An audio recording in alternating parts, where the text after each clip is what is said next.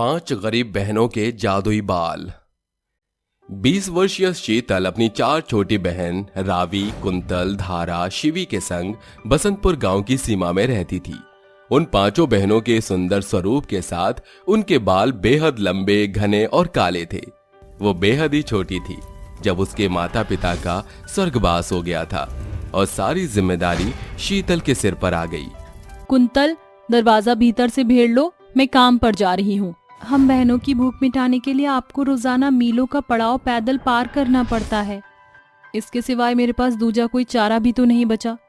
मेरी बहन गांव वालों की दकियानुसी सोच के चलते ही मुझे इतनी दूर काम करने जाना पड़ता है। उस पर भी पहाड़ जितना परिश्रम के बावजूद चंद पैसे पल्ले पड़ते हैं, मगर फिर सोचती हूँ कि उससे मेरी बहनों का पेट तो पल जाता है। ये कहकर शीतल भोर सवेर काम के लिए निकल पड़ती है और काम करके सांझ को गांव में कदम धरती है, जहां केसरी कहती है, अरे देखो देखो चौबे भाई, भोर सवेर की गईल सांझ में लौटत हैं छोकरिया। अरे जब बड़ी बहन ही बिगड़ैल है ससुरी, तो छोटी भी के बुरे बेबाक रंग में काहे नाही रंगाई। अरे सही कह रही हो तुम केसरी बहन। एक तो ये 5 मनहूस अपने माँ बाप को निकल गई, अब अपनी प्रदर्शनी करके हमारे गांव को बाजार बनाना चाहती हैं। छोटे सरकार, ये कैसा भद्दा लांछन लगा रहे हम बहनों पर। शुक्र मना कि अभी मेरे शब्द के बाण चल रहे हैं, अगर हथियार उठ गया तो 5 को ढेर कर दूंगा। पूरा गांव चौबे के बहकावे में आकर माँ पिता की अनाथ यतीम बहनों पर पथराव करके उन्हें गांव से खदेड़ देता है। खबरदार, जो आज के बाद तुम बदचलन बहनें बसंतपुर गांव में नजर भी आई तो। 5 बहनें एक दूसरे का हाथ पकड़े सड़क पर चलने लगती हैं। तभी 15 साल की शिवी बोल पड़ती है, दीदी अब हम कहाँ जाएंगे? शीतल दीदी, अब तो हमारा बसेरा भी हम बहनों से छीन लिया गया, अब हम कहाँ जाएंगी? अपनी 4 छोटी बहनों की बातें सुनकर शीतल अपने मन में कहती है, उस चौबे ने चालाकी से हमें गांव से खदेड़ा है। बाबा, आज तुम्हारी बड़ी बेटी एकदम बलहीन महसूस कर रही है। अपनी बहनों के साथ दर दर भटक रही हूँ मैं। शीतल की नजर एक घने जंगल पर जा रुकती है। गहरे सांझ की सुगबुगाहट जंगल के प्रत्येक छोर में सिसिया रही थी। आज की रात हम 5 बहनें इस जंगल में ही अपना बसेरा बनाएंगी। जैसे ही 5 बहनें जंगल में आती हैं, एक विशाल चुड़ैल जामुन के वृक्ष पर बैठी होती है, जिसकी सूरत बेहद डरावनी थी। अरे वाह, एक साथ 5 शिकार मेरे मुंह में तो लार टपक रही है। इन 5 को एकाएक परोस कर दिलरुबा चुड़ैल अपनी पेट भरेगी। चुड़ैल पेड़ों पर छलांग लगाती ही उनके सामने आ खड़ी होती है। शीतल दीदी, चुड़ैल बचाओ। अरे ओ टन्नी चवन्नी, ज्यादा चीख मत वरना परिंदे जाग जाएंगे। आजा मेरी भूख मिटा जा। चुड़ैल को शिवी की ओर बढ़ता देखकर शीतल सामने पड़ा खुरचा डंडा उठाकर उस चुड़ैल पर वार करती है, जिसके साथ चुड़ैल के होशो आवाज गुल हो जाते हैं। कहीं ये चुड़ैल मर तो नहीं गई?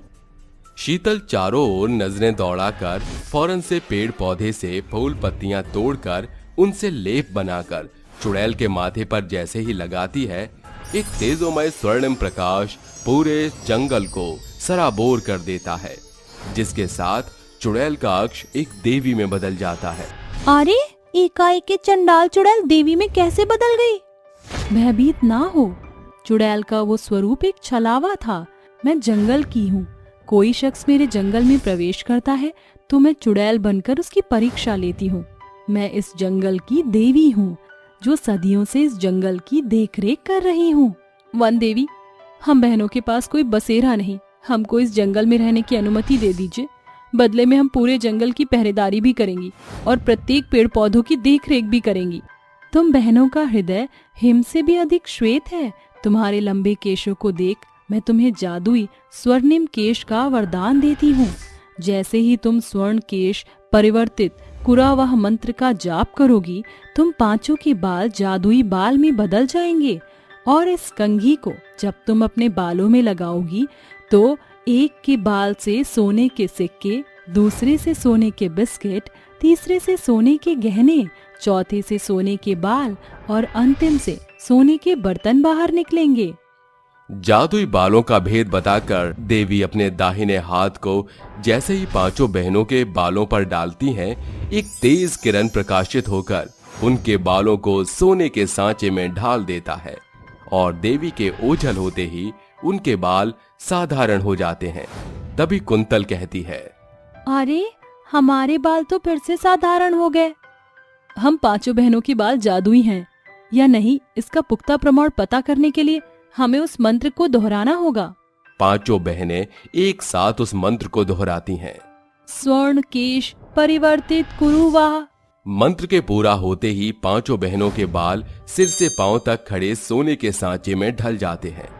पांचों एकाएक एक दूसरे की कंघी करती हैं, जिसमें शीतल के जादुई बालों से सोने के सिक्के, कुंतल से सोने के बिस्किट, रावी से सोने के बर्तन, शिवी से सोने के गहने और धारा से सोने के बाल निकलते हैं। अरे वाह, ये तो सोने पर सुहागा हो गया। हम पांचों बहनें सोने के बाल वाली बहनें बन गईं। चलो दीदी, इन सारे सोने को बेचकर इस जंगल में अपना आश्रय बनाते हैं। अब हम बहनें उस बुरे गांव बसंतपुर नहीं जाएंगे। इस जंगल की जमीन पर ही हम इन सोने को बेचकर बसेरा बनाएंगी। पांचों बहनें कोसों दूरी साध कर अपने जादुई बालों से मिले सारे सोने का सौदा सुनार से करके जंगल में बड़ा सा घर बनाकर रहने लगती हैं। एक सवेरे जंगल में एक लकड़हारा बैठा था, जिसे देख पांचों बहनें उसके पास आती हैं। काका, आप बड़ी परेशान लग रही हैं। अरे गरीब लकड़हारा हूँ, कल बेटी का ब्याह है, मगर पास में एक पैसा भी नहीं। हमें इनकी सहायता करनी होगी। पांचों बहनें पुनः उस मंत्र को दोहराती हैं। स्वर्ण केश परिवर्तित कुरु वाह। पांचों बहनों के जादुई स्वर्णिम बाल देखकर लकड़हारा स्तब्ध रह जाता है। अरे ये क्या? बाल सिर से पांव तक सोने से चमक दमक रहे हैं। अरे काका, ये कंघी हम बहनों के बालों में फेरिए। हमारे जादुई बाल ही आपके बेटी की ब्याह का समाधान बनेगा। लकड़हारा एकाएक पांचों बहनों के जादुई बालों को कंघी से काटता है कि पूरी जमीन सोने, जेवर, बिस्किट, बर्तन, बाल और सिक्कों से सराबोर हो जाती है। ये सोने के गहने आप अपनी बेटी के ब्याह में उसे पहनाइएगा, और ये सोने के बर्तन अपनी बेटी के विदाई में तोहफे के तौर पर दे देना। बाकी बचे खुचे इन सोने के सिक्के, बाल और बिस्किट को बेचकर बेटी के ब्याह के साथ आप अपने बुढ़ापे को आसानी से काट लेंगे। तुम पांचों का शुक्रिया बेटी। लकड़हारा सारा सोना उठाकर चल देता है। एक सुबह पांचों बहनें सैर के लिए जैसे ही जंगल से बाहर आती हैं, एक बुजुर्ग बुढ़िया वहाँ बैठी होती है। अम्मा, आप ये जंगल के बाहर क्यों बैठी हो? मौत की मंजिल के आने की राह तक रही हूँ बेटी। आप ऐसी बातें क्यों कर रही हैं? इस बढ़ते बुढ़ापे में मेरे बेटे बहू ने घर से निकाल दिया। भूख से बिलबिला रही हूँ। ऐसे में मौत ना मांगूं तो क्या करूं बेटी? बुढ़िया का दुख देखकर पांचों अपने बालों से मदद मांगती हैं। स्वर्ण केश परिवर्तित कुरु वाह। अम्मा, ये हम बहनों के जादुई बाल हैं। इस कंघी से आप जैसे ही हमारे बाल काढ़ोगी, आपको प्रत्येक बाल से अलग सांचे में सोना निकलता दिखेगा। बुढ़िया ऐसा ही करती है और उसकी झोली में खूब सारे सोने के सिक्के, बिस्किट, गहने, बाल और बर्तन मिलते हैं। जिसके बाद शिवी सयारे स्वर में कहती है, अम्मा, अब तुम्हें भविष्य में कभी भूखा ना रहना पड़ेगा। ये सारा सोना बेचकर तुम्हारा भावी भविष्य एकदम सुनहरा कटेगा। जुग जुग जियो बच्चियों, तुम पांचों बहनों के जादुई बालों की बहार को सदा बनाकर रखे हैं। बहुत बहुत शुक्रिया अम्मा। इस तरह पांच बहनें अपनी जादुई बाल से न सिर्फ अपनी जीवनी को बसा चुकी थी, बल्कि गरीब भूखे दुखियारे लोगों की भरसक मदद किया करती थी, जिससे उनके जादुई सुनहरे बालों की बहार और ज्यादा बढ़ती जाती है। एक सास की 5 घमंडी बहू। सज्जनपुर गांव में रहने वाली शांति देवी के 5 बेटे थे। पूरा गांव शांति देवी के स्वभाव की बड़ाई किया करता था। शिवलिंग के सामने खड़ी शांति हाथ जोड़कर कहती है, हे शिव शंभू, ये आपका दिया सौभाग्य है जो आपने मुझे 5 सपूतों का सुख दिया है। मगर अब मेरे 5 सपूत सयाने हो गए हैं। उनकी शादी के लिए अच्छे घराने की लड़कियां मुहैया कराओ गौरीपति। प्रार्थना अर्चना के पश्चात शांति घर चली आती है। वो शांति और उसके बेटों का भला आचरण ही था कि उसके घर बिन बोले सैकड़ों लड़कियों का रिश्ता आ रहा था। एक सुबह, माँ आपने इतने सुबह सवेरे हम पांचों भाइयों को तैयार होने को क्यों कहा? रौनक के प्रश्न पूछने पर शांति उन पांचों से तस्वीरें साझा करती हुई कहती है, मैंने इन पांचों को अपने पांचों पांडव के लिए पसंद किया है। मगर हमारी शादी की इतनी भी क्या जल्दी है माँ? अरे पूरे 25 बरस का पड़ाव पार कर चुके हो पांचों, अब क्या बढ़ते बुढ़ाओं में ब्याह करोगे? बेटा समय से जोड़ी बंधन बंध जाए वही बेहतर है। पहली ही नजर में शांति को पांचों लड़कियां भा जाती हैं। महीने भर के भीतर ही शांति उन पांचों को अपनी बहू बनाकर घर ले आती है। बहुओं, अपने दाहिने पांव से इन कलश को अंदर गिराकर गृह प्रवेश करो। 5 बहुएं बिना कुछ कहे सुने अपने कमरे की ओर चल देती हैं। ये मंजर देख शांति को थोड़ा तो अटपटा लगता है, पर फिर वो कुछ ऐसा कहकर अपने मन को तसल्ली देती है। शायद शादी ब्याह के भागा दौड़ी में बेचारी मेरी पांचों बहुएं थक गई हैं। इसी सोच के साथ शांति सोने चली जाती है। अगली सुबह देर दोपहर उसकी आंख खुलती है। थोड़ी ही देर में शांति नीचे आकर कहती है, इतना सन्नाटा क्यों है? रसोई घर भी एकदम उदास पड़ा है। आखिर ये पांचों बहुएं कहाँ हैं? गुड मॉर्निंग सासू माँ, जरा जल्दी से मेरे लिए लिप्टन ग्रीन टी बना दीजिए। वो क्या है, कल शादी में ऑयली खाना खा लिया था। और मेरे लिए कड़क सी चाय बना दीजिए। मेरे लिए लेमन वाटर, मेरे लिए ऑरेंज जूस। अरे तू क्यों पीछे है परिणीति बहू, तू भी अपनी फरमाइश बता दे। ब्लैक कॉफी विदाउट शुगर सासू माँ। बुद्धि भ्रष्ट हो गई है तुम पांचों की। अरे बहू के रहते सास बावर्ची खाने में शोभती है। सासू माँ, हम इस घर की बहू हैं, बावर्ची नहीं। अब बिना डीले किए हमारी फरमाइश को पूरा कीजिए। और अगर मैं ऐसा ना करूँ तो भूलिए मत सासू माँ, आपके पांचों पांडव हमारे पति हैं। उन्हें पल्लू में बांधकर अपने घर ले जाकर घर जमाई बनाकर रखेंगी हम। ये बात सुनकर शांति स्तब्ध रह जाती है और चुप्पी साध कर पांचों की फरमाइश को पूरा करती है। बहू, आज तुम पांचों की मुंह दिखाई की रस्म है, सांझ को तैयार हो जाना। ये सुनकर 5 बहुएं शहरी स्वर में शांति पर ताने कसती हुई कहती हैं, किसने कहा था आपको ये स्यापा क्रिएट करने को सासू माँ? बहू, शहर के लिए स्यापा हो सकता है, मगर गांव देहात में मुंह दिखाई का प्रचलन सालों से है। अगर मुंह दिखाई नहीं हुई तो बहुतेरी बातें बनेंगी। मैं नहीं चाहती कोई भी जन मेरी बहू को लेकर बुरी बातें बनाए। ठीक है, मगर हमारी एक शर्त है। कहो। इस घर का बर्तन कटके से लेकर कोने कोने की सफाई और रसोई घर की सारी जिम्मेदारी आप संभालेंगी। मुझे मंजूर है। सांझ होने के साथ पांचों बहुओं के मुंह दिखाई का जश्न शुरू होता है। पांचों आकर सोफे पर पसर जाती हैं और कुंती कहती है, इससे पहले कि मुंह दिखाई शुरू हो, तुम पांचों बहुएं अपना घूंघट उठाओ।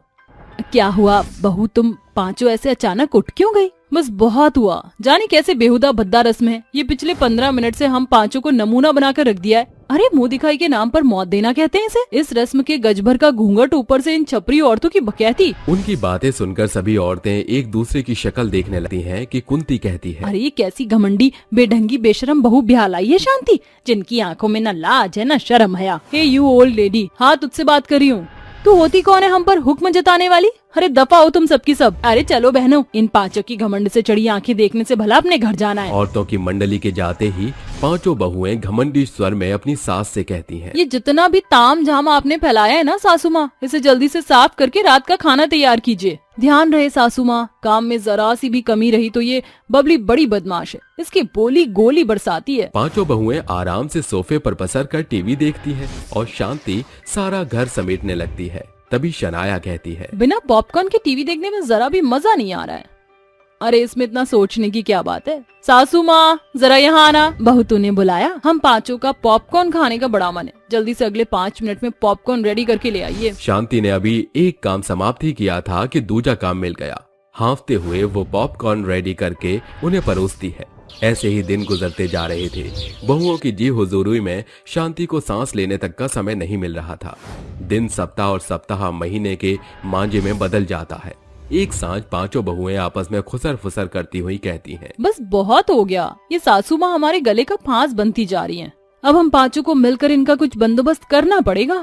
सासू माँ जरा यहाँ तो आना। हाँ बहू कहो। बुरा मत मानना माँ जी, पुख्ता तौर से देख पा रही हूँ कि आप किस कदर काम काज में काम चोरी करती हैं। कभी आधी अधूरी सफाई करती हैं, तो कभी कच्चा पक्का खाना पकाकर जिम्मेदारी पूरी करती हैं। हमारी मानिए तो अब इस प्रॉपर्टी को अपनी पांचों बहुओं के नाम कर दीजिए, फिर देखिए आपकी बहू इस घर को प्रॉपर्ली मेंटेन करके रखेंगी। अगर आप ऐसा नहीं करते हैं तो आप तो जानते ही हम पांचों को अपने पति को पल्लू में बांधकर उन्हें अपने संग ले जाते जरा भी देर नहीं लगेगी। नहीं बहू, इसकी कोई जरूरत नहीं पड़ेगी।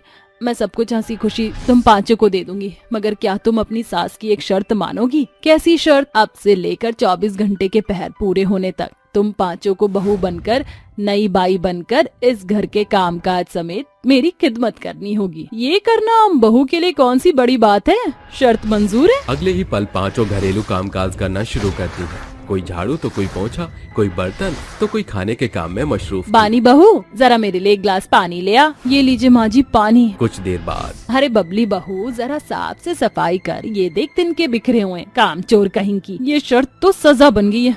सोचा ना था बहू से बाई बनना पड़ेगा। कुछ घंटों बाद, एकदम मुफ्त खोर है। पांचों सोफे पर क्यों पसरी हो? लगता है पगार काटनी पड़ेगी। भूल गई क्या?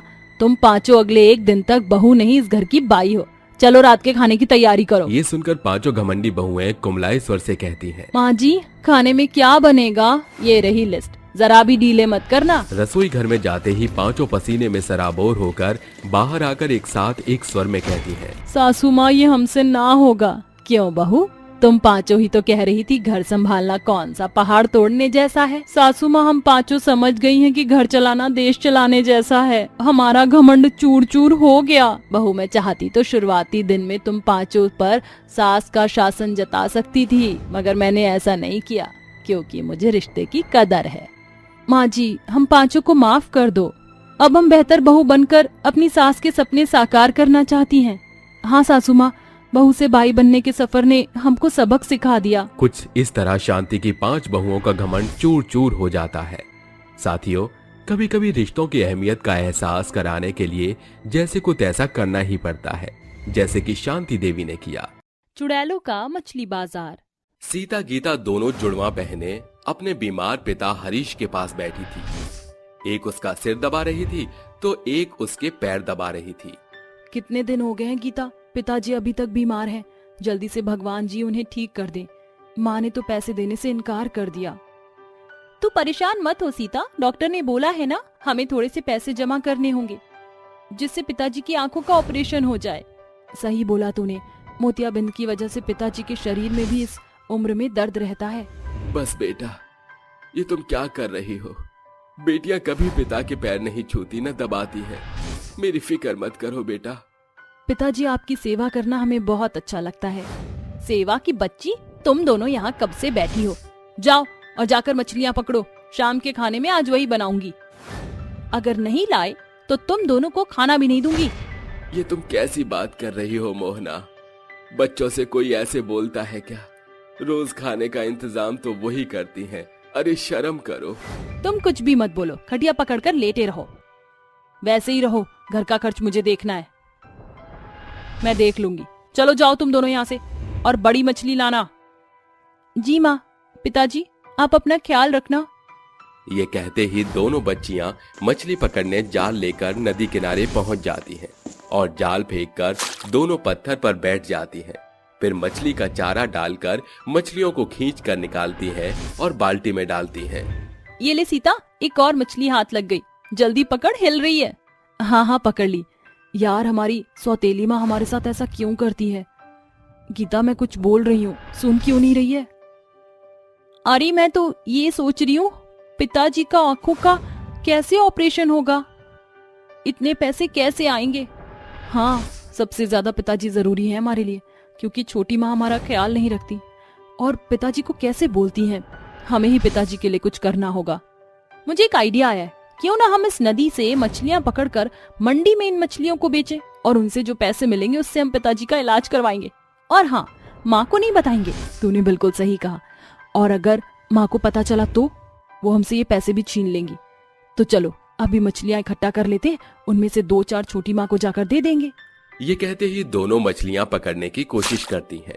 कुछ ही देर में बहुत सारी मछलियां पकड़कर जमा कर लेती हैं। घर जाकर दोनों मोहना को वो मछलियां दे देती हैं और फिर बाजार में मछलियां बेचने चली जाती हैं। आइए आइए सभी लोग, आइए मच्छी लीजिए। मच्छी, ताजी ताजी मच्छी, छोटी मच्छी, बड़ी मछली। आइए आइए और खाने में फिश फ्राई, फिश कटलेट बनाइए। सुनो जरा, मुझे आगे वाली सारी मछलियां दे दो। ये लो पैसे जी, ये रही आपकी ताजी ताजी मछलियां।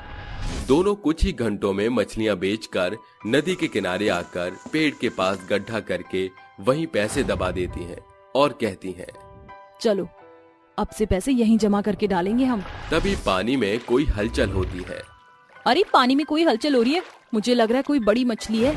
चल चल उसे पकड़ते हैं, घर ले जाएंगे। हाँ हाँ चल। दोनों ऐसे ही अपना मछली का जाल लेकर उस पानी में डालती हैं और खींचती हैं कि जाल पर ज्यादा जोर पड़ता है और दोनों नदी में ही गिरकर मर जाती हैं। दोनों चुड़ैल जब बाहर आती हैं तो कहती हैं, अरे यार, वो तो कुछ भी नहीं था, लकड़ी में जाल फंस गया हमारा। सही बोला तूने, और उसकी वजह से उनके सर में चोट भी लग गई, पर कोई बात नहीं, अब घर चलते हैं। दोनों जैसे ही घर जाने के लिए होती हैं कि पानी में उन दोनों को अपनी लाश तैरती हुई दिखाई देती है और घबरा कर वो कहती हैं, हे भगवान, ये क्या हो गया? हम दोनों मर चुके, हमारी लाश। अब हम क्या करेंगे? बाबा का इलाज कैसे होगा और उनका ध्यान कौन रखेगा? क्या हम इस रूप में नहीं जा सकते? नहीं, हे भगवान, हमारे पिताजी बहुत परेशान होंगे, हमें उनके लिए ऑपरेशन के लिए पैसे जोड़ने हैं। आप हम पर दया कीजिए कि हम दोनों इंसानी रूप में अपने पिताजी के साथ कुछ समय रह पाएं। जैसे ही वो ठीक हो जाएंगे, आप हमें अपने साथ ले जाना। सीता की प्रार्थना सुनते ही आकाश से एक तेज रोशनी उन दोनों बहनों पर पड़ती है और दोनों इंसानी वेश में आ जाती हैं। शुक्रिया भगवान जी, आपने हमारी बात सुन ली। चलते चलते हमें बहुत लेट हो रहा है, छोटी माँ गुस्सा करेंगी हम पर। कुछ देर बाद दोनों घर पहुंच जाती हैं। तभी गुस्से से मोहना कहती है, 4 घंटे हो गए तुम्हें, इतनी देर से कहाँ थी? घर की जिम्मेदारी भूल गई हो या घर के काम भूल गई हो? कौन करेगा? चलो काम पर लगो। जी माँ, हम अभी आते हैं। ये बोलकर दोनों अपने जादुई शक्तियों से सभी घर के काम निपटा देती हैं। तभी मोहना कहती है, क्या कर रहे हो तुम दोनों? या चुपचाप बैठकर काम कर लिया सारा? हाँ माँ, सारा काम हो चुका है। ठीक है, जाओ जाकर खाना खा लो और अपने पिता को भी खिला देना। जी माँ। ये बात सुनकर जैसे ही सीता अपने पिता और अपनी बहन के लिए खाना परोसकर खाती है तो उसके मुंह में कंकड़ आ जाता है और वो बोलती है, इसमें तो कंकड़ है, दांत में लग गई। क्या? मेरा प्लेट का सही होगा। इसमें भी कंकड़ है। अच्छा हुआ हमने पिताजी को ये खाना नहीं खिलाया, वरना वो तो परेशान हो जाते इस उम्र में। माफ करना भगवान जी, लेकिन आपकी शक्तियों से हम पिताजी को खाना बना के देंगे। ये तुम दोनों क्या खुसर पुसर कर रही हो बेटा? कुछ नहीं पिताजी। तभी दोनों शक्तियों से खाना बनाकर हरीश को खिला देती हैं, जिसके बाद वो सो जाता है। गीता, यहाँ पर छोटी माँ नहीं है, चल हम दोनों मछली पकड़कर बेचते हैं। पिताजी की आंखों का ऑपरेशन कराना है ना, तो पैसे भी चाहिए। इस तरह दोनों बहनें इंसानी रूप में रहकर भी अपनी चुड़ैल शक्तियों से मछलियों को जल्दी पकड़कर मंडी में चली जाती हैं और बेचते हुए कहती हैं, मच्छी ले लो, मच्छी, ताजी ताजी मच्छी ले लो, आओ बढ़िया बढ़िया बनाकर खाओ। जल्दी आइए, मछलियाँ ले जाइए, 3 बड़ी मछली के साथ 1 मछली बिल्कुल फ्री। जल्दी जल्दी आइए। मुझे वो 3 बड़ी मछली दे दीजिए, ताजी तो है ना? जी जी, ले जाइए। चलिए चलिए, ताजी मछलियाँ खत्म कर दीजिए, मछली जल की रानी है, खाना हमको जरूरी है। कढ़ाई को हाथ लगाया तो जल जाओगे, मछली को कांटे के साथ खाया तो मर जाओगे। अरे सुनिए, मुझे ये सारी मछली दे दीजिए, आज मेरे घर में पार्टी है। जी बिल्कुल, ये लीजिए, इसका दाम 300 रुपए हुए। अशोक सारी मछलियाँ लेकर चला जाता है। तभी गीता चुड़ैल कहती है, हमारी मछली खत्म हो गई, अब क्या हम दोबारा नदी किनारे जाएं क्या? नहीं नहीं, जादू से ही मछली ले आते हैं, ठीक है? दोनों चुड़ैल बहनें अपने जादू से ही और मछलियाँ लाकर बाजार में लोगों को मछलियाँ बेचने लगती हैं। ऐसे ही कुछ दिनों तक वो करती हैं और जब उनके बहुत सारे पैसे इकट्ठा हो जाते हैं तो अपने पिताजी से कहती हैं, पिताजी आप ठीक तो है ना? खड़े हो जाइए, हम आपको कहीं ले जा रहे हैं। पर बेटा, कहाँ ले जा रहे हो? हम आपका ऑपरेशन कराने के लिए हॉस्पिटल ले जा रहे हैं। पर तुम पर पैसे कहाँ से आए? तुम्हारी माँ ने तो तुम्हें देने से मना कर दिया था। पिताजी, हमने अपनी मेहनत से मछलियाँ बेचकर पैसे कमाए हैं, अब आप चलिए, उसके बाद हम आपको जरूरी बात बताएंगे। ठीक है, चलो। कहाँ जा रही हो तुम दोनों इन्हें लेकर? माँ, पिताजी का ऑपरेशन कराने हॉस्पिटल जा रहे हैं, आप भी आ जाइए। मुझे नहीं आना, तुम ही जाओ। और पैसे कहाँ से लाई हो? चोरी करी है क्या? खैर, मुझे क्या। दोनों चुड़ैलें अपने पिता को हॉस्पिटल ले जाती हैं, जहां डॉक्टर उनका मोतियाबिंद का ऑपरेशन करता है। कुछ देर बाद उसका ऑपरेशन हो जाता है 2 दिन बाद उसकी बेटियां उसे घर लाती हैं। अपने असली रूप में वो आती हैं।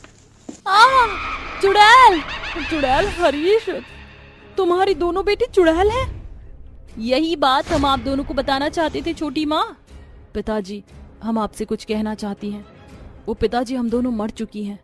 पैसे कमाने के लिए हम मछलियाँ पकड़ रही थी और नदी में फिसलकर गिर गई। ये हमारा असली रूप है। क्या इतना सब हो गया? मेरी आंखों के लिए तुमने अपनी जान दे दी बेटा। माफ करना पिताजी, पर अब हम दोनों को यहाँ से जाना होगा हमेशा के लिए, इसलिए आप अपना ख्याल रखना। बेटा रुको, जाने से पहले मैं तुमसे माफी मांगना चाहती हूँ। मैंने तुम्हारे साथ आज तक जो भी बर्ताव किया उसके लिए मुझे माफ कर दो। तुमने मरकर भी अपना फर्ज निभाया और मैं जिंदा होकर भी ना निभा सकी, पर अब वादा करती हूँ तुम्हारे पिता का बहुत ख्याल रखूंगी। शुक्रिया माँ, अपना ख्याल रखना पिताजी। ये कहते ही दोनों के सिर के ऊपर एक रोशनी आती है और वो दोनों हमेशा के लिए मोक्ष प्राप्त हो जाती हैं। चुड़ैल की चिड़िया। छोड़ दो मुझे, अरे जाने दो यहाँ से, मुझे दर्द हो रहा है, मत करो मेरे साथ ऐसा। आदमी जंजीर में जकड़े हुए चुड़ैल से अपने लिए रहम की उम्मीद करता है, लेकिन चुड़ैल उस पर जरा सा भी तरस नहीं खाती और अपनी शैतानी शक्तियों से उसे चिड़िया बनाकर बोलती है। आखिर मेरे इस जू में एक और चिड़िया आ गई। ऐसे ही एक एक करके मैं सभी इंसानों को चिड़िया बनाकर अपने जू में सजा दूंगी। इतना बोलकर चुड़ैल एक सुंदर लड़की का भेष बदलकर रात के समय सड़क पर घूमने लगती है। तभी वहां से बाइक पर सवार रॉकी और दक्ष गुजर रहे होते हैं, जो उस खूबसूरत लड़की को देखकर आपस में बात करते हैं। यार दक्ष, इस सुनसान सड़क पर ये अकेली लड़की क्या कर रही है? कहीं ये किसी मुसीबत में तो नहीं है? तुझे क्या लगता है, हमें इसकी मदद करनी चाहिए? पहनावे से तो सही घराने की नजर आती है, चल कर मदद करते हैं। जिसके बाद रॉकी लड़की के सामने जाकर बाइक रोक देता है और लड़की से बोलता है, तुम इस सुनसान सड़क पर अकेली क्या कर रही हो? क्या तुम्हें कोई मदद चाहिए? हाँ, वो वहाँ पर मेरी कार गड्ढे में फंस गई है। अगर आप लोग मेरी मदद कर देंगे तो आपकी बहुत बहुत मेहरबानी होगी। एक अकेली लड़की की मदद करना तो हमारा फर्ज है, इसमें मेहरबानी कैसी? आप हमें वहाँ ले चलिए ताकि हम आपकी कार जल्दी से गड्ढे से बाहर निकाल सके। जिसके बाद वो दोनों चुड़ैल के पीछे चलने लगते हैं, इस बात से अनजान कि वो अपनी मौत के नजदीक जा रहे हैं। कुछ देर चलने पर रॉकी बोलता है, अब तो हम चलकर इतना दूर आ गए, लेकिन हमें आपकी कार नजर नहीं आ रही। कहाँ है आपकी कार? रॉकी के इतना बोलते ही चुड़ैल अपने असली रूप में आ जाती है। चुड़ैल को देखकर रॉकी और दक्ष बहुत ज्यादा डर जाते हैं। डर के मारे उनके माथे से पसीना टपकने लगता है। तभी डरते हुए दक्ष बोलता है, कौन हो तुम और हमसे क्या चाहती हो? मैं वो हूँ जिसकी तुम कल्पना भी नहीं कर सकते। और रही बात चाहने की, तो मैं तुम दोनों को चिड़िया बनाना चाहती हूँ। इतना बोलकर चुड़ैल उन दोनों को जंजीर से बांधकर घसीटते हुए जू ले जाने लगती है। तभी वो दोनों बोलते हैं, छोड़ दो हमें, अरे जाने दो, हमने तुम्हारा क्या बिगाड़ा है, जाने दो हमें यहाँ से। बचाओ, अरे कोई बचाओ हमें, वरना ये चुड़ैल हमें नहीं छोड़ेगी। आज तुम्हें मुझसे कोई नहीं बचा सकता। जितना तुम दोनों को चीखना चिल्लाना है, चिल्ला लो, मैं तुझे नहीं छोड़ने वाली। जिसके बाद चुड़ैल उन दोनों को जू में ले जाकर वहां पहुंच जाती है और वहां उन दोनों को अपनी शैतानी शक्तियों से चिड़िया बनाकर पिंजरे में कैद कर देती है। इस हादसे को भी कुछ दिन बीत जाते हैं और फिर एक दिन आर्कियोलॉजिकल डिपार्टमेंट के 3 स्टूडेंट और उनके साथ एक पैरानॉर्मल एक्सपर्ट भी था, जो किसी रिसर्च के लिए कहीं जा रहे होते हैं। तभी अचानक से उनकी कार उसी जू के सामने आकर खराब हो जाती है और कार से उतरकर ध्रुव बोलता है, ओह शिट, इस कार के टायर को भी इसी वक्त पंचर होना था। अब हम वहां कैसे पहुंचेंगे? ध्रुव की बात सुनकर सभी लोग कार से बाहर आते हैं। तभी वैभव बोलता है, क्या हमारे पास दूसरा टायर नहीं है ध्रुव? नहीं यार, अब हमें यहीं रुककर किसी के आने का इंतजार करना होगा जो हमारी मदद कर सके। जिसके बाद वो सभी उसी जगह के आसपास घूमने लगते हैं। तभी तान्या को जू दिखाई देता है। जू को देखकर तान्या सभी लोगों से बोलती है, गाइस उधर देखो, वहाँ एक बहुत पुराना जू है।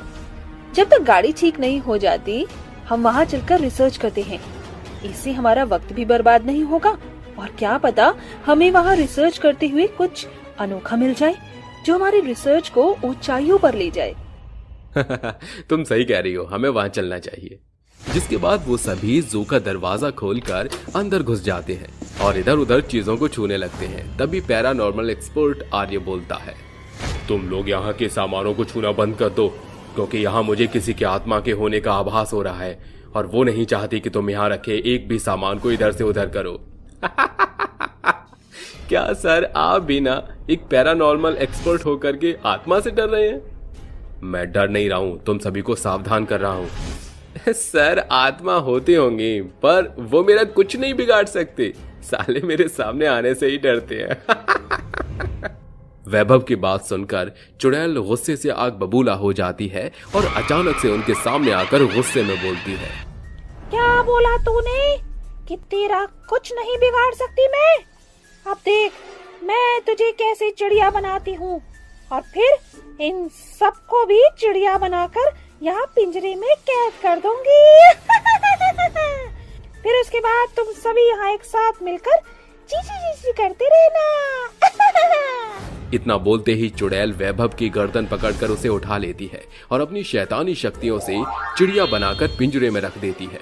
वैभव के साथ ऐसा होता देखकर सभी डर जाते हैं। तभी आर्य चुड़ैल से बोलता है, आखिर क्यों तुम लोगों को पकड़कर चिड़िया बना रही हो? क्या बिगाड़ा है लोगों ने तुम्हारा? क्या चाहती हो तुम हमसे? बताओ मुझे। तुम इंसानों ने मेरा चिड़िया घर मुझसे छीना है, इसीलिए अब मैं तुम इंसानों को चिड़िया बनाकर अपना चिड़िया घर दोबारा से बसाऊंगी। किन इंसानों की बात कर रही हो तुम, और क्या हुआ था तुम्हारे साथ? तुम जानना चाहते हो तो सुनो। ये बात कई साल पहले की है। उस समय ये चिड़ियाघर हर तरह के पक्षियों से भरा हुआ था। यहाँ की ऑनर समीरा इस जू का बहुत अच्छे से ख्याल रखती थी। लेकिन एक दिन उनसे मिलने शहर के सबसे बड़े बिजनेसमैन विजय मल्होत्रा आते हैं। हेलो मिस समीरा, कैसी हैं आप? हेलो विजय मल्होत्रा, मैं ठीक हूँ। और आज आपका हमारे जू में कैसे आना हुआ? वो आपसे एक डील करने आया हूँ। अगर आप इस जू को मुझे बेच देंगी तो इसके बदले मैं आपको बहुत सारे पैसे दूंगा, क्योंकि मुझे यहाँ पर एक बहुत बड़ा कॉम्प्लेक्स बनवाना है। ये बात सुनते ही समीरा को गुस्सा आ जाता है और वो खड़ी होकर जोर से बोलती है, आपको जितना कहना था आपने कहा और मैंने सुना। अब यहाँ से उठिए और सीधा चलते बनिए, रास्ता उधर है। ये आप सही नहीं कर रही हैं समीरा जी। आपने मेरी बेइज्जती की है, इसका मतलब मैं आपसे लेकर रहूंगा। देखिए विजय मल्होत्रा, आपको जो करना है वो कर लीजिए, लेकिन मैं ये जगह आपको नहीं बेचने वाली। अब यहाँ से आप जाएंगे या फिर मैं आपको धक्के मार कर यहाँ से निकलवाऊं? अपनी बेइज्जती होता देख विजय मल्होत्रा वहां से चला जाता है और अपने ऑफिस पहुंचकर गुंडा राका को कॉल करके बोलता है, सुन राका, मैं तुझे एक काम दे रहा हूँ। अगर तूने ये काम कर दिया तो मैं तुझे उसकी मुंह मांगी कीमत दूंगा। तुझे एक जू को जलाना है और याद रहे, प्लान के मुताबिक पुलिस को ये एक हादसा लगना चाहिए। काम हो जाएगा, बस तुम पैसे तैयार रखना। जिसके बाद राका जू में आग लगा देता है और चारों तरफ से जू जलने लगता है। तभी समीरा अपने जू को जलता हुआ देख लेती है और उस आग को बुझाने के लिए जैसे ही वो आगे आती है, उसी आग की लपटों में वो झुलस कर मर जाती है। और तभी से मेरी आत्मा यहाँ भटक रही है और लोगों को चिड़िया बना रही है। अगर तुम उस विजय मल्होत्रा को गिरफ्तार करवा दोगे तो मेरी आत्मा को शांति मिल जाएगी। तुम्हारे साथ बहुत बुरा हुआ, लेकिन तुम अब परेशान मत हो। मैं तुम्हें न्याय दिलाऊंगा और उस विजय मल्होत्रा को गिरफ्तार करवाकर तुम्हें मुक्ति भी। जिसके बाद आर्या पुलिस को जाकर सारी सच्चाई बता देता है और पुलिस विजय मल्होत्रा को गिरफ्तार कर लेती है और उसे कोर्ट में सजाए मौत सुनाई जाती है। ये सब देखकर समीरा की आत्मा को भी शांति मिल जाती है। किटी पार्टी वाली सास बहू, मैं आपके पैर पकड़ती हूँ, हमें माफ कर दीजिए। हाँ ऋतिक, मुझसे बहुत बड़ी गलती हो गई। हमने तुम दोनों के बारे में एक बार भी नहीं सोचा। हाँ, हम दोनों से जो भी हुआ उसे हमारी एक भूल समझकर हमें माफ कर दो। आइंदा ऐसी गलती दोबारा नहीं होगी। काश मैं तुम्हें माफ कर पाता, लेकिन तुम दोनों ने तो हमारा इतना दिल दुखाया है कि मैं तुम्हें बता भी नहीं सकता। तुम दोनों ने सिर्फ अपने बारे में सोचा, कभी हमारे बारे में नहीं सोचा। एक बार तो हमारे बारे में सोचती। बेटा ऐसे मत बोल, मैं तेरी माँ हूँ, अपनी माँ को माफ नहीं करेगा। ससुर जी, हम जानते हैं कि हम दोनों सास बहुओं ने बहुत बड़ी गलती की है, लेकिन हमें एक मौका तो मिलना चाहिए। अरुण और ऋतिक दोनों एक दूसरे की शक्ल देखने लगते हैं। वहीं दूसरी तरफ दोनों सास बहुओं की आंखों में आंसू होते हैं। आखिर दोनों सास बहू इस तरह क्यों रो रही होती हैं? आखिर उन दोनों ने ऐसा क्या किया होता है जिसकी वजह से उनके पति उन्हें माफ करने के लिए इतना सोच रहे होते हैं? चलिए कहानी में थोड़ा पीछे चलते हैं। अरुण अपने बेटे ऋतिक के साथ ड्यूटी से आकर अपनी पत्नी रीना को आवाज लगाता है। अरे रीना, कहाँ हो तुम? जरा एक गिलास पानी तो पिला दो। पिताजी, माँ का मेरे पास फोन आया था। वो दिशा को लेकर अपनी सहेलियों के साथ फिर किटी पार्टी करने गई हैं। अरे मैंने कहा था कि थोड़ा बाहर जाओ, किटी पार्टी करो, लोगों से मिलना जुलना करो, लेकिन इन्होंने तो अब हद ही कर दी। पिताजी, हम पूरे दिन कितनी मेहनत से पैसा कमाते हैं, लेकिन दिशा और माँ को पैसे खर्च करने में जरा भी अफसोस नहीं होता। ये औरतें होते ही ऐसी हैं। मर्द अगर ध्यान न दे तो इन्हें दिक्कत, अगर ध्यान दे तो दिक्कत, अगर थोड़ी सी ढील छोड़ दे तो फिर समझो पतंग कट गई। अरे पिताजी, आप क्या कहना चाहते हो? मुझे कुछ समझ नहीं आया। तुम जानते हो ना, तुम्हारी माँ और तुम्हारी पत्नी रोज किटी पार्टी में जाती है। अरे हम दोनों यहाँ भूखे प्यासे पड़े रहते हैं, क्या इन्हें हमारी थोड़ी भी फिक्र नहीं? एक काम करो, अपनी माँ को फोन मिलाओ। ऋतिक अपने पिता के कहने पर अपनी माँ को फोन मिलाता है और अपने पिता को पकड़ा देता है। जैसे ही रीना फोन उठाती है, फोन के बैकग्राउंड से गानों की बहुत तेज आवाज आने लगती है। अजी, आप क्या कह रहे हो? आपकी आवाज नहीं आ रही है, थोड़ा सा चिल्ला कर बोलो। अरे भाग्यवान, कहाँ हो तुम दोनों? हम यहाँ तुम्हारा इंतजार कर रहे हैं। हेलो हेलो, आवाज नहीं आ रही है, जरा तेज बोलो। मैंने कहा कि हम तुम्हारा इंतजार कर रहे हैं, कब तक घर लौटोगी? हेलो हेलो, आवाज नहीं आ रही है, हेलो। ऐसा कहते कहते रीना फोन काट देती है, जिसके बाद वह अपनी बहू दिशा से कहती है, अरे दिशा बहू, देख ले, मेरे मजनू का फोन तो आ गया, अब तेरा मजनू तुझे फोन करेगा। आता ही होगा, आता ही होगा, अभी आप केवल 2 मिनट रुकिए। दिशा इतना कहती ही है कि तभी उसके पास ऋतिक का फोन आ जाता है। अरे दिशा, तुम दोनों कहाँ पर हो? माँ को हमारी आवाज नहीं आ रही थी, क्या तुम मुझे सुन पा रही हो? हेलो हेलो, अजी मुझे आपकी आवाज नहीं आ रही, हेलो। दिशा की ये बात सुनकर गुस्से से ऋतिक फोन काट देता है। अरे वो दोनों क्लब में हैं, किटी पार्टी करने के बहाने ये दोनों क्लब जाती हैं। तभी ऋतिक के पास एक ईमेल आती है, जिसे पढ़ते हुए ऋतिक शौक के साथ कहता है, क्या क्या ये मैं क्या देख रहा हूँ? ये कैसे हो सकता है? 1 महीने में 3 लाख रुपए की शॉपिंग। ओहो, देखो तो सही, इन्होंने तो बिल्कुल हद पार कर दी। अब पानी मेरे सिर के ऊपर से जा रहा है। आखिर माँ ने इतना पैसा उड़ाया कहाँ? और ये सिर्फ तेरी माँ ने नहीं, तेरी बीवी ने भी उड़ाया है। मैं तो उन दोनों की इन सब करनी से बहुत परेशान हो गया हूँ। चलो मैं तुम्हें कुछ दिखाता हूँ। ये सब क्या है पिताजी? क्या आपने अमेज़न और फ्लिपकार्ट और नायका का काम घर में ही खोला है? अरे पागल हो क्या, मेरे पास इतना टाइम कहाँ, ऑफिस से ही फुर्सत नहीं मिलती। अरे ये सब तो तुम्हारी माँ की ऑनलाइन शॉपिंग है, और इससे कहीं ज्यादा तुम्हारे कमरे में है। अरुण ऋतिक को उसके कमरे में ले जाता है और दिशा की अलमारी में इतने सारे बिना खुले ऑनलाइन शॉपिंग के डिब्बे दिखाता है। ये सब देखकर ऋतिक अपने सर पर हाथ रख लेता है और अपने पिता से कहता है, इसलिए हम इतना पैसा कमाते हैं, हमारा पैसा इन सब चीजों में बर्बाद हो रहा है। हमें ये सब रोकने के लिए कुछ तो करना ही होगा। मेरे पास एक प्लान है, चलो मैं तुम्हें सब बताता हूँ क्या कर। एक तरफ अरुण अपने बेटे ऋतिक को अपनी पत्नी और अपनी बहू को सबक सिखाने का प्लान समझा रहा होता है, तो दूसरी तरफ दिशा और रीना दोनों शराब के नशे में घर की तरफ लौट रही होती हैं। झूम बराबर झूम शराबी, झूम बराबर झूम। अरे माँ जी, घर आ गया।